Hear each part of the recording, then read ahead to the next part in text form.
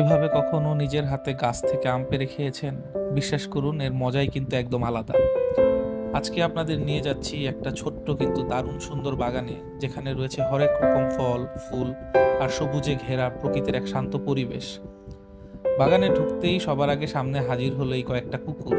ওদের ভাবসাব দেখে মনে হচ্ছিল এই পুরো বাগানের মালিক বোধহয় এরাই। চারদিকে ঘুরে দেখতে দেখতে হঠাৎ চোখে পড়লো একটা ছোট্ট আনারস। এত সুন্দর আর কিউট লাগছিল যে না দেখিয়ে পারলাম না।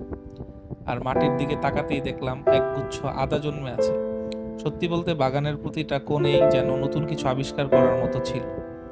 এখানে রয়েছে নানা ধরনের ফুলের গাছ। রঙিন ফুলগুলো পুরো পরিবেশটাকে আরো প্রাণবন্ত করে তুলেছিল।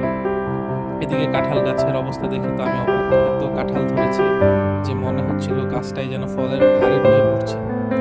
শুধু কাঁঠালই নয়, আছে লেবু, পেয়ারা, দেশি কমলা, আম সহ আরো অনেক ধরনের ফলের গাছ। তবে সবকিছুর মধ্যে সবচেয়ে ভালো লেগেছে নিজের হাতে গাছ থেকে পাকা আম পেড়ে খাওয়ার স্বাদ নেওয়া। সেই অনুভূতিটা সত্যি অন্যরকম।